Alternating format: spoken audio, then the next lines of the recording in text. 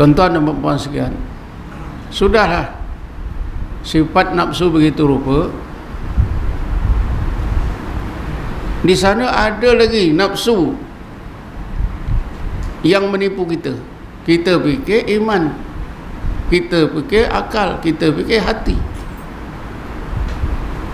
tapi rupanya nafsu. Inilah yang disebut oleh setengah ulama dengan istilah syahwatil khafiyah, nafsu yang tersembunyi, sembunyi di sebalik hati, di sebalik akal, di sebalik agama, di sebalik kebaikan. Ini yang kita lagi takut. Sebab itu Ibnu Athaillah mengingatkan kita supaya kita jangan jadi mangsa nafsu yang tersembunyi ini. Dia mengingatkan kita, iradatuka at-tajrid ma'a iqamatillah iyyaka fil asbab min syahwatil khafiyah. Anda berkehendak supaya anda berkehendak untuk beribadat melulu semata-mata untuk Allah siang dan malam, tanpa memikirkan cari rezeki, tanpa memikirkan apa-apa pun. Beribadat siang malam melulu. Tak mau lagi mencari rezeki, tak mau lagi cari ilmu, tak mau lagi bercampur dengan orang.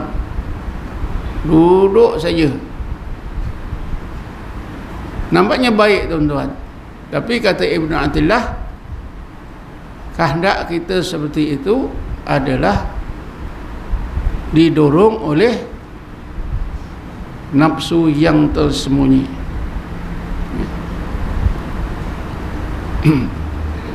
Kenapa tersembunyi? Karena nafsu pada masa itu dia sembunyi di sebalik ibadat. Di sebalik ibadat. Orang berzikir itu bagus, memang dipuji oleh Allah.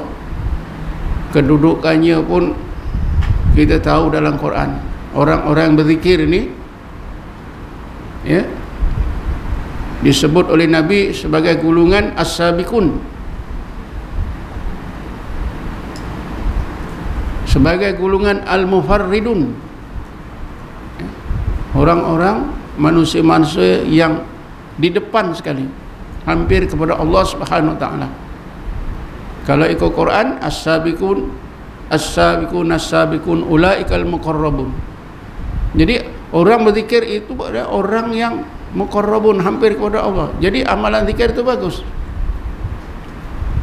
Tapi ada juga orang yang berzikir didorong oleh syahwatil khafiyah, didorong oleh nafsu yang tersembunyi.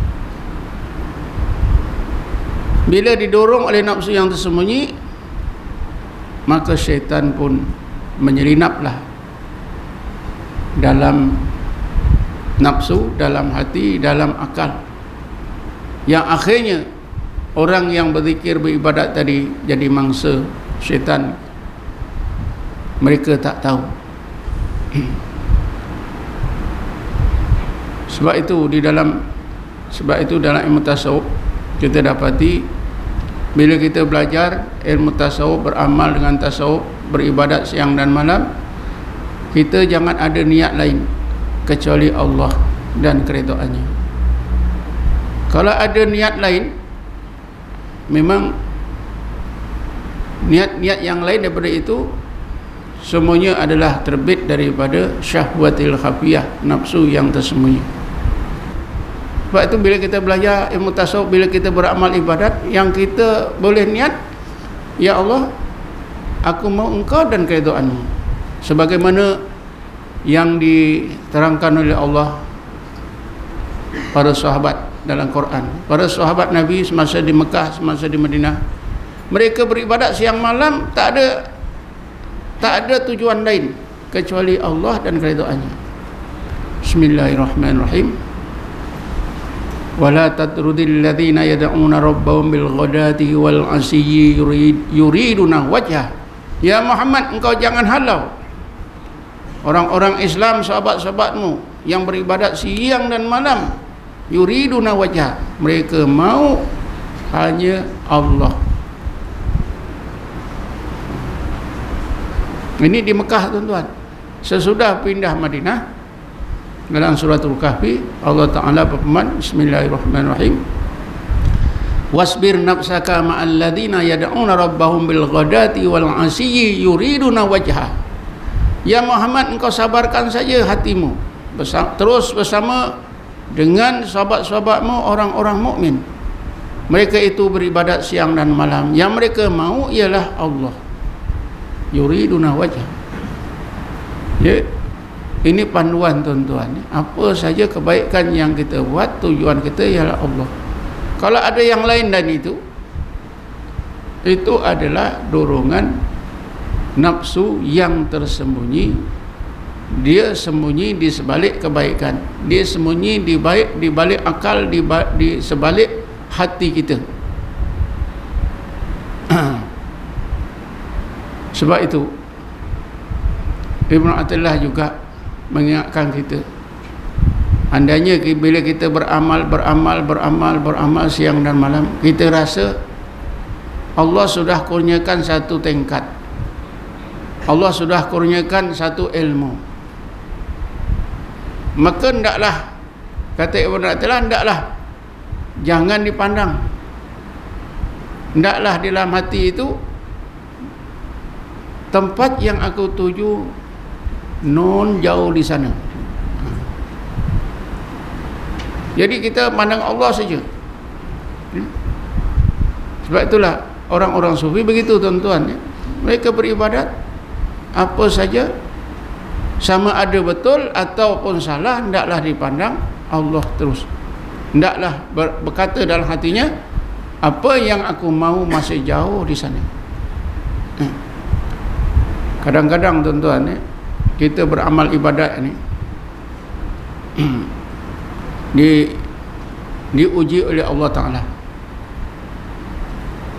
diuji oleh Allah Ta'ala dengan macam-macam cara. Katalah dibukakan hijab hati, nampak sesuatu.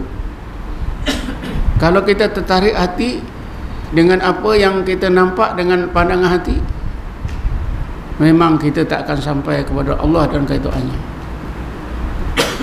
Sebab itu setengah ulama memberi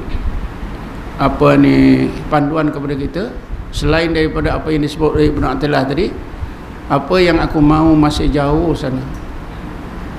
Aku mesti terus bermujahadah pada jalan agama Allah ni, tanpa memikirkan apa yang Allah kurnia tadi. Tapi ada setengah ulama memberi panduan kepada kita, kaedah yang lain, gunakan ayat Quran. Bismillahirrahmanirrahim, nahnu fitnatun fala takfur. Apa saja yang kita nampak, yang kita dengar, hendaklah kita anggap itu fitnah, itu ujian daripada Allah Subhanahu wa Ta'ala. Kita jangan menoleh kecuali kepada Allah Subhanahu wa Ta'ala, barulah selamat. Karena bila kita beramal dengan ilmu tasawuf ni, tuan-tuan, bila kita beramal, belajar ilmu tasawuf, kita biasanya beramal dengan mana-mana tarekat orang-orang sufi. Kita belajar, kita beramal dengan tarekat. Bila kita sudah melibatkan dengan ilmu tasawuf dan amalan tarekat ini, memanglah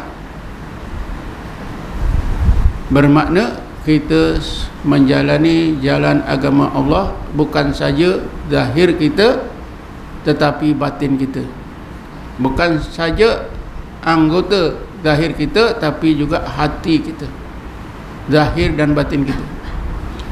Bila kita sudah berjalan di atas jalan agama Allah, zahir dan batin, maka syaitan akan lebih bersungguh-sungguh untuk mengelirukan kita, terutamanya menerusi nafsu.